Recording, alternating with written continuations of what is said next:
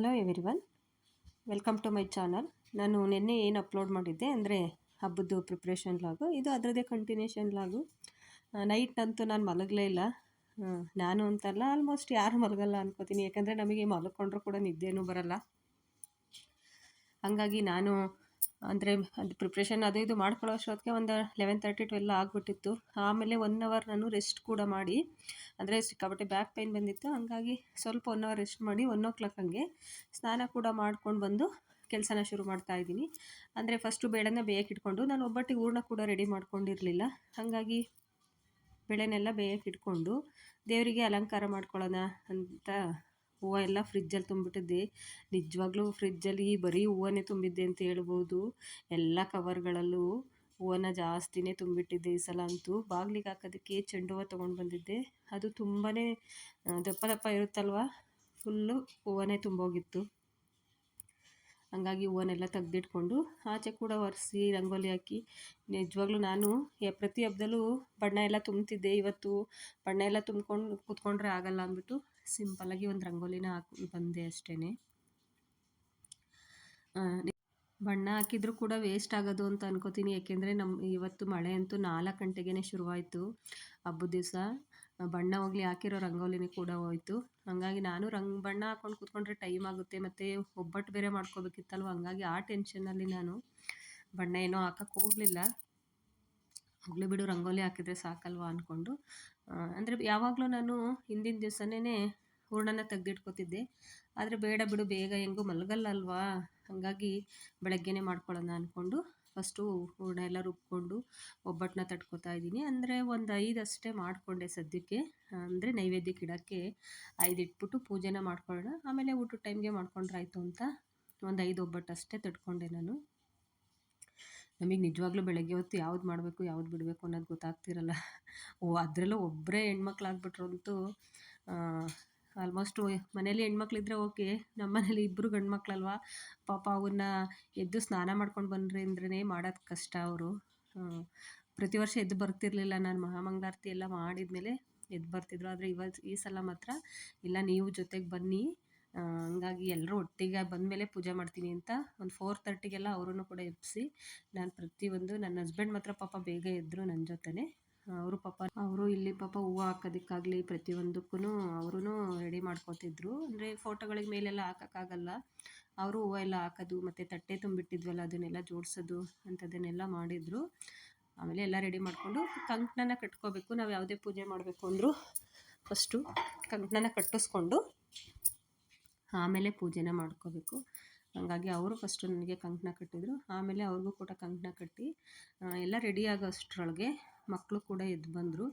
ಅವರಿಗೂ ಕಂಕಣನ ಕಟ್ಟಿನಿ ಆಮೇಲೆ ದೀಪ ಹಚ್ಚೋದು ಅಂತ. ಅಂದರೆ ಪ್ರತಿಯೊಂದು ತಟ್ಟೆಗೆ ಏನೇನು ತುಂಬಬೇಕು ಎಲ್ಲ ಹೂವು ಹಾಕೋದು ಎಲ್ಲ ಕೆಲಸ ಆಲ್ಮೋಸ್ಟ್ ಮುಗಿಸ್ಕೊಂಡ್ಮೇಲೆ ದೀಪನ ಹಚ್ಚಬೇಕು.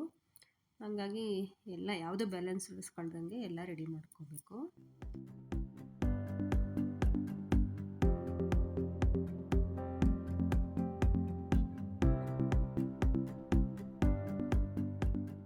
ಇವಾಗ ಮಕ್ಕಳಿಬ್ರಿಗೂ ಇವ್ರಿಗೂ ಕಂಕಣ ಕಟ್ಟಿ ಹೆಂಗೋ ಈ ಸಲ ಪರವಾಗಿಲ್ಲ, ಎದ್ಬಿಟ್ಟು ಬಂದರು ಇಬ್ಬರೂ ಸ್ನಾನ ಮಾಡಿಕೊಂಡು. ಒಂದು 4:30 ಹಂಗೆ ಸ್ನಾನ ಮುಗಿಸ್ಕೊಂಡು ಇವ್ರೂ ಬಂದರು. ಮೊದಲೆಲ್ಲ ಎದ್ದೇಳ್ತಿರ್ಲಿಲ್ಲ, ನಾನು ನನ್ನ ಹಸ್ಬೆಂಡ್ ಇಬ್ಬರೇ ಮಾಡಿರ್ತಿದ್ವಿ. ಆಮೇಲೆ ಮಹಾಮಂಗಳಾರತಿ ಮಾಡೋ ಟೈಮಿಗೆ ಬರ್ತಿದ್ರು, ಇಲ್ಲ ಅಂದರೆ ಇನ್ನೊಂದು ಸಲ ನೈವೇದ್ಯ ಎಲ್ಲ ಮಾಡಿಬಿಟ್ಟು ಪೂಜೆ ಮಾಡೋ ಟೈಮಿಗೆ ಬರ್ತಾಯಿದ್ರು. ಈ ಸಲ ಹೇಳಿದ್ಕೆ ಇಬ್ಬರೂ ಕೂಡ ಎದ್ದು ಬಂದು ರೆಡಿಯಾದರು. ಆಮೇಲೆ ಇವಾಗ ಕಂಕಣ ಎಲ್ಲ ಕಟ್ಟಿದ್ದಾದಮೇಲೆ ಎಲ್ಲ ದೀಪಗಳನ್ನ ಹಚ್ಬಿಟ್ಟು ಪೂಜೆನ ಮಾಡ್ಕೋತಾ ಇದ್ದೀನಿ.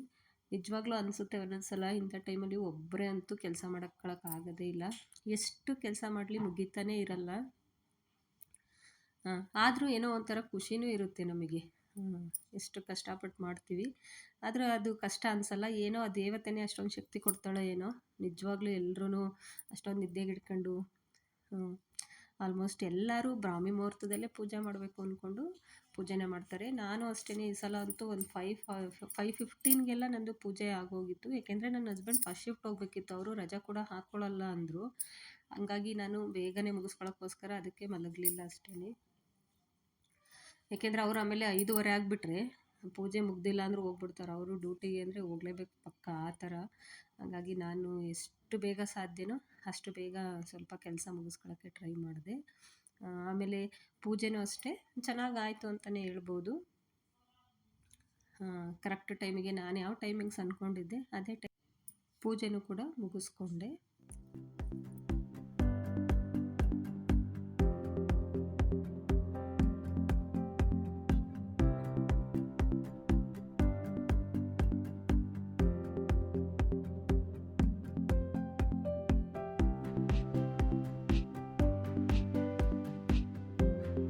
ಆಮೇಲೆ ಮೇಲೆ ಬಂದು ತುಳಸಿ ಕಟ್ಟೆಗೂ ಸಹ ಪೂಜೆನ ಮುಗಿಸ್ಕೊಂಡೆ.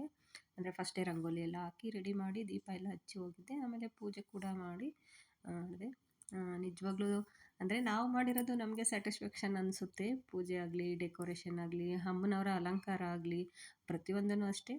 ಅಂದರೆ ಪ್ರತಿಯೊಬ್ಬರೂ ಒಬ್ಬೊಬ್ಬರು ಒಂದೊಂದು ಥರ ಮಾಡ್ತಾರೆ, ಎಲ್ಲರೂ ಒಂದೇ ಥರ ಮಾಡಲ್ಲ. ಅವ್ರವ್ರ ಟೇಸ್ಟ್ ಆಗಲಿ, ಅಥವಾ ಕೆಲವ್ರಿಗೆ ತುಂಬಾ ಟ್ಯಾಲೆಂಟ್ ಇರುತ್ತೆ, ಅವರೆಲ್ಲ ಇನ್ನೂ ತುಂಬ ಚೆನ್ನಾಗಿ ಡೆಕೋರೇಟ್ ಮಾಡಿರ್ತಾರೆ. ನನಗೆ ಅಷ್ಟೊಂದು ಡೆಕೋರೇಷನ್ ಮಾಡೋಕ್ಕೆ ಬರಲ್ಲ. ನನಗೆ ಎಷ್ಟು ಸಾಧ್ಯನೋ ಅಷ್ಟು ಸಿಂಪಲ್ಲಾಗಿ ನಾನು ಹಬ್ಬನ ಮಾಡ್ಕೊಂಡಿದ್ದೀನಿ. ಅಂದರೆ ಲಕ್ಷ್ಮೀ ಅಮ್ಮನವ್ರಿಗೆ ಹೇಗೆ ಅಂದರೆ ಅವ್ರಿಗೆ ಎಷ್ಟು ಅಲಂಕಾರ ಮಾಡ್ತೀವಿ ಅಷ್ಟು ಖುಷಿ ಅಂತೆ, ಅಷ್ಟು ಅಲಂಕಾರ ಪ್ರಿಯೆ ಅಂತ ಹೇಳ್ತಾ ಇರ್ತಾರೆ. ಅವರಿಗೂ ಅಷ್ಟೇ ಚೆನ್ನಾಗಿ ಅಲಂಕಾರ ಮಾಡಿ ನಾವು ಕೂಡ ಅಷ್ಟೇ ಚೆನ್ನಾಗಿ ಅಲಂಕಾರ ಮಾಡ್ಕೋಬೇಕಂತೆ, ಅವರಿಗೆ ಅಷ್ಟು ಖುಷಿ ಅಂತ ಬಲ್ಲವ್ರು ಹೇಳ್ತಾ ಇರ್ತಾರೆ.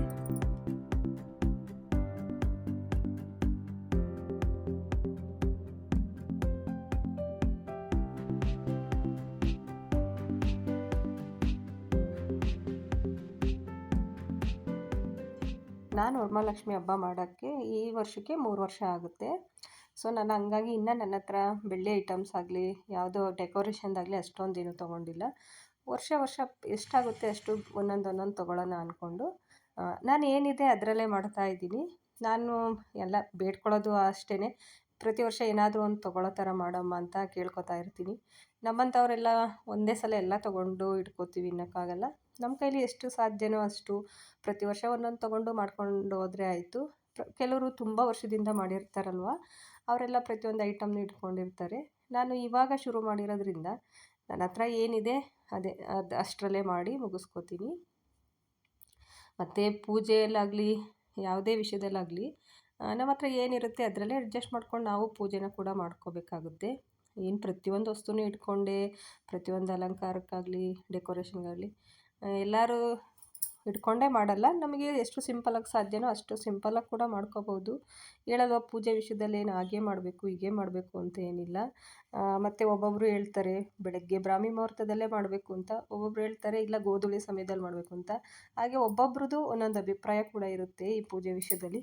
ಹಾಗಾಗಿ ನಾವು ಪ್ರತಿಯೊಂದನ್ನು ಫಾಲೋ ಮಾಡ್ತೀವಿ ಅಂತ ಹೇಳೋಕ್ಕಾಗಲ್ಲ, ಹಾಗಂತ ಎಲ್ಲನೂ ಬಿಡೋಕ್ಕೂ ಆಗಲ್ಲ. ಎಷ್ಟು ಸಾಧ್ಯನೋ ನಮ್ಮ ಕೈಯಲ್ಲಿ ಅಷ್ಟು ಪೂಜೆನ ಮುಗಿಸ್ಕೋಬೋದು ನೀಟಾಗಿ. ಆಮೇಲೆ ಇವತ್ತು ನಾನು ಹೇಗೂ ಇವರು ಎಲ್ಲ ಎದ್ದಿದ್ರಲ್ವ ಅಂತ ವರಮಹಾಲಕ್ಷ್ಮಿದು ಕಥೆನ ಓದ್ಕೊಂಡು ಹಾಗೆ ಕುಂಕುಮಾರ್ಚನೆ ಕೂಡ ಮಾಡ್ತಾಯಿದ್ದೆ. ಅಷ್ಟೋತ್ತರ ಹೇಳ್ಕೊಂಡು, ಲಕ್ಷ್ಮೀದು ಅಷ್ಟೋತ್ತರ ಇರುತ್ತಲ್ಲ ಅದನ್ನೆಲ್ಲ ಹೇಳ್ಕೊಂಡು ಸ್ವಲ್ಪ ಕುಂಕುಮಾರ್ಚನೆ ಮಾಡಿಕೊಂಡೆ. ಹೇಗೂ ಟೈಮ್ ಇತ್ತಲ್ವ ನಮಗೆ, ಆರಾಮಾಗಿ ಒಂದು 5:15ಗೆಲ್ಲ ಮುಗಿಸಿದ್ದೆ. ಹಾಗಾಗಿ ಸ್ವಲ್ಪ ನನ್ನ ಹಸ್ಬೆಂಡ್ ಹೋಗೋ ಅಷ್ಟರೊಳಗೆ ವರಮಹಾಲಕ್ಷ್ಮಿ ಕಥೆನ ಓದ್ಬಿಟ್ಟು ಕುಂಕುಮಾರ್ಚನೆ ಕೂಡ ಮಾಡಿಕೊಂಡೆ. ಆಮೇಲೆ ನನ್ನ ಹಸ್ಬೆಂಡ್ ಹೋದರು, ನಾನು ಸ್ವಲ್ಪ ಹೊತ್ತು ಕೂತ್ಕೊಂಡು ರಿಲ್ಯಾಕ್ಸ್ ಮಾಡಿಬಿಟ್ಟು ಆಮೇಲೆ ಏನೇನು ಅಡುಗೆ ಮಾಡಿದ್ದೆ ಅಂತ ತೋರಿಸ್ತಿದ್ದೀನಿ. ಅಂದರೆ ನಾನಿವತ್ತು ನಿಜವಾಗ್ಲೂ ಯಾವುದೇ ಅಡುಗೆನ ವಿಡಿಯೋ ಶೂಟ್ ಮಾಡ್ಕೊಳ್ಳಿಲ್ಲ. ಒಬ್ಬಟ್ಟು, ಹಾಗೆ ಪುಳಿಯೋಗರೆ ಮತ್ತು ವೈಟ್ ರೈಸು, ರಸಮ್ ಮಾಡಿದೆ. ಆಮೇಲೆ ಬಜ್ಜಿ ಮಾಡಿಕೊಂಡೆ. ನಾನು ವಡೆ ಮಾಡೋಣ ಅನ್ಕೋತಿದ್ದೆ, ಆದರೆ ನನ್ನ ಮಗ ಬಜ್ಜಿ ಮಾಡಮ್ಮ ಅಂದ. ಬಜ್ಜಿ ಮಾಡಿ ಕಡಲೆಕಾಳು ಮತ್ತು ಆಲೂಗೆಡ್ಡೆ ಬದನೆಕಾಯಿ ಕೂಟ್ ಮಾಡಿಕೊಂಡೆ. ಮತ್ತು ಸ್ವಲ್ಪ ಕೋಸಂಬರಿನ ಮಾಡಿಕೊಂಡೆ. ನಿಜವಾಗ್ಲೂ ವೀಡಿಯೋ ಮಾಡೋ ಅಷ್ಟು ಮೂಡು ಇರಲಿಲ್ಲ, ಅಷ್ಟೊಂದು ಪೇಷನ್ಸ್ ಕೂಡ ಇರಲಿಲ್ಲ ನನಗೆ. ಯಾಕೆಂದರೆ ನಾವು ಗೊತ್ತಲ್ವ ಮನೆ ಕೆಲಸ ಎಲ್ಲ ಮಾಡಿ ಮತ್ತು ರಾತ್ರಿ ನಿದ್ದೆಗೆಟ್ಟಿದ್ದರಿಂದ ಎಲ್ಲನೂ ಮಾಡ್ಕೊಳಕ್ಕಾಗಲಿಲ್ಲ. ಹಾಗಾಗಿ ಅಡುಗೆ ಮಾತ್ರ ನಿಜವಾಗ್ಲೂ ಯಾವುದೂ ಶೂಟ್ ಮಾಡಲಿಲ್ಲ. ಸುಮ್ಮನೆ ನಿಜ ಶೂಟ್ ಮಾಡಿದ್ದಕ್ಕೆ ನಾನು 9-9:15ಗೆಲ್ಲ ಅಡುಗೆನ ಫುಲ್ ಮುಗಿಸ್ಬಿಟ್ಟು 7 ಗಂಟೆ ಶುರು ಮಾಡಿದಳು. ಒಬ್ಬಟ್ಟು ನಾನು ಬರೀ ಒಂದು 5 ಅಷ್ಟೇ ತಟ್ಟಿದ್ದೆ ಪೂಜೆಗೆ ಎಡೆಗಿಡಕ್ಕೆ. ಆಮೇಲೆ ಮಿಕ್ಕಿರೋ ಒಬ್ಬಟ್ಟು ಮಾಡಿ ಎಲ್ಲ ಅಡುಗೆನ ಮುಗಿಸ್ಕೊಂಡು ಅಷ್ಟರಲ್ಲಿ ನನ್ನ ಹಸ್ಬೆಂಡ್ ಕೂಡ ಬಂದರು. ಅವ್ರು ಹಾಫ್ ಡೇಗೆಲ್ಲ ಬಂದುಬಿಟ್ರು 10:30 ಹಂಗೆ. ಆಮೇಲೆ ಊಟ ಮುಗಿಸ್ಕೊಂಡು ಇದು ಮತ್ತೆ ಸಂಜೆ ದೀಪ ಇಡ್ತಾಯಿದ್ದೀನಿ. ನಾನು ಕೂಡ ಇವತ್ತು ಸಂಜೆ ರೆಡಿ ಆಗೋಣ ಅಂತ ಸ್ವಲ್ಪ ನೀಟಾಗಿ ರೆಡಿಯಾಗಿದ್ದೆ.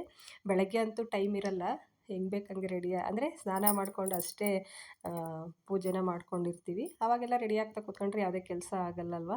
ಹಾಗಾಗಿ ಸಂಜೆ ಹೇಗೂ ಫ್ರೀ ಇರುತ್ತೆ, ಅಡುಗೆನೂ ಮುಗಿದಿರುತ್ತೆ, ಸಂಜೆವರೆಗೂ ಟೈಮ್ ಇರುತ್ತಲ್ವ. ಹಾಗಾಗಿ ಸ್ವಲ್ಪ ನೋಡೋಣ, ನಾನು ಸ್ವಲ್ಪ ರೆಡಿ ಆಗೋಣ ಅಂತ. ಈ ರೇಷ್ಮೆ ಸೀರೆಗಳೆಲ್ಲ ಪ್ರತಿ ವರ್ಷ ತಗೋತೀವಿ, ಆಮೇಲೆ ಯಾವಾಗಲೋ ಒಂದು ಸಲ ಹಾಕ್ಬಿಟ್ಟು ಹಾಗೇ ಇಟ್ಬಿಟ್ಟಿರ್ತೀವಿ. ಸೊ ಹಂಗಾಗಿ ನಾನು ಇವತ್ತು ಸಿಲ್ಕ್ ಸ್ಯಾರಿನೇ ಹಾಕ್ಕೊಳ್ಳೋಣ ಅಂದ್ಕೊಂಡು ಸಿಲ್ಕ್ ಸ್ಯಾರಿ ಹಾಕ್ಕೊಂಡು ರೆಡಿಯಾಗಿ ಮತ್ತೆ ಪೂಜೆ ಮಾಡಿ ಮನೆಗೆ ಬಂದವ್ರಿಗೆ ಎಷ್ಟು ಜನ ಬರ್ತಾರೆ ಅವ್ರಿಗೆಲ್ಲ ಸ್ವಲ್ಪ ಕುಂಕುಮನ ಕೊಟ್ಟು, ನಾವು ಅಷ್ಟೇ ಎಷ್ಟು ಮನೆಗಾಗುತ್ತೆ ಅಷ್ಟು ಹೋಗಿ ಕುಂಕುಮನ ತೊಗೊಂಡು ಬರ್ತೀನಿ. ಇವತ್ತು ಹೇಳಿಲ್ವಾ 4 ಗಂಟೆಗೇ ಮಳೆ ಶುರುವಾಯಿತು. ಹಾಗಾಗಿ ನಾನು ಈ ಸಲ ತುಂಬ ಜನ ಕರೀಲೂ ಇಲ್ಲ, ಮತ್ತು ನಾನು ಅಷ್ಟೇ ತುಂಬ ಮನೆಗೇನು ಹೋಗಲ್ಲ. ಆದ್ರೂ ಒಂದು 5-6 ಮನೆ ಅಂತೂ ಆಯಿತು, ಯಾಕೆಂದರೆ ಅಕ್ಕಪಕ್ಕ ಎದುರುಗಡೆ ಅಲ್ಲೆಲ್ಲ ಹೋಗ್ಬಿಟ್ಟು ಕುಂಕುಮನ ತೊಗೊಂಡು ಬಂದೆ. ಆಮೇಲೆ ಹೇಗೂ ರೆಡಿ ಆಗಿದ್ನಲ್ಲ ಅಂತ ನಾನು ದೇವ್ರ ಮುಂದೆ ನಿಂತ್ಕೊಂಡು ಒಂದು ಫೋಟೋ ತೆಗೆಸ್ಕೊಂಡೆ ಅಷ್ಟೇ. ಯಾಕೆಂದರೆ ನಮಗೇನೋ ಒಂಥರ ಖುಷಿ, ನೋಡ್ತಾ ಇರ್ತೀವಿ ಯಾವಾಗಾದರೂ, ಒಂದು ಮೆಮೊರಿ ಇರುತ್ತೆ ಅಲ್ವಾ, ಅದಕ್ಕೋಸ್ಕರ ಒಂದು ಫೋಟೋನ ತೆಗೆಸ್ಕೊಂಡೆ. ಆಮೇಲೆ ಇದು ನನ್ನ ಹಸ್ಬೆಂಡ್ ನೋಡಿ ನೈಟು ಈ ಥರ ಪಾಟ್ಗಳಿಟ್ಟಿದ್ರೆ ಚೆನ್ನಾಗಿರೋದು ಅಂತ ಆ ಪಾಟೆಲ್ಲ ಜೋಡಿಸಿ ಒಂದು ಕ್ಲಿಪ್ಪಿಂಗ್ ತೊಗೊಂಡಿದ್ದಾರೆ. ಆಮೇಲೆ ರಾತ್ರಿನೇ ಕೆಂಪಾರತಿ ಎಲ್ಲ ಮಾಡಿ ದೃಷ್ಟಿ ಎಲ್ಲ ತೆಗೆದ್ಬಿಟ್ಟು ದೇವ್ರನ್ನ ನಾನು ರಾತ್ರಿನೇ ಸಡಿಲಿಸಿದ್ದೆ. ಇದು ಬೆಳಗ್ಗೆ ಎದ್ದು ಮತ್ತೆ ದೇವರಿಗೆ ಇನ್ನೊಂದು ಸಲ ಪೂಜೆನ ಮಾಡಿ ಎಲ್ಲ ತೆಗಿತಾ ಇದ್ದೀನಿ. ದೀಪ ಎಲ್ಲ ಉರಿದು ಆದಮೇಲೆ ನಾವು ಇದನ್ನೆಲ್ಲ ತೆಗಿಬೇಕು. ನಿಜವಾಗ್ಲೂ ಬೇಜಾರು ಅನ್ನಿಸ್ತಿರುತ್ತೆ, ಏಕೆಂದರೆ ಅಷ್ಟೊಂದು ಕಷ್ಟಪಟ್ಟು ಇಷ್ಟಪಟ್ಟು ಮಾಡಿರ್ತೀವಿ, ಇವಾಗ ಎಲ್ಲ ತೆಗಿಬೇಕಲ್ಲ ಅಂತ ಅನಿಸ್ತಾ ಇರುತ್ತೆ. ಆದರೆ ಏನು ಮಾಡೋಕ್ಕಾಗಲ್ಲ, ನಾವು ಎಲ್ಲ ತೆಗಿಲೇಬೇಕು. ಕೆಲವರು 3 ದಿವಸ ಇಟ್ಟು ಪೂಜೆ ಮಾಡ್ತಾರೆ, ನಾನು ಒಂದೇ ದಿವಸ, ಯಾವಾಗಲೂ ಅಷ್ಟೇ ಒಂದೇ ದಿವಸ ಮಾಡ್ತೀನಿ. ಆಮೇಲೆ ಇದು ಕಳಸಕ್ಕಿಟ್ಟಿದ್ದ ನೀರನ್ನ ತೊಗೊಬಂದು ಇಲ್ಲಿ ಗಿಡಗಳಿಗೆ ಹಾಕ್ತಾಯಿದ್ದೆ. ಹಾಗೆ ಈ ವಿಡಿಯೋ ಹೇಗಿತ್ತು, ನಾನು ಅಲಂಕಾರ ಮಾಡಿದ್ದು ಚೆನ್ನಾಗಿತ್ತಾ ಅಂತ ಪ್ಲೀಸ್ ಒಂದು ಲೈಕ್ ಮಾಡಿ, ಹಾಗೆ ಕಮೆಂಟ್ ಮಾಡಿ. ಹಾಗೆ ನಾನು ಮಾಡ್ತಾಯಿರೋ ವಿಡಿಯೋಸ್ ನಿಮಗೆ ಇಷ್ಟ ಆಗಿದ್ದರೆ ನನ್ನ ಚಾನಲ್ನ ಸಬ್ಸ್ಕ್ರೈಬ್ ಮಾಡ್ಕೊಂಡು ನೋಡಿ.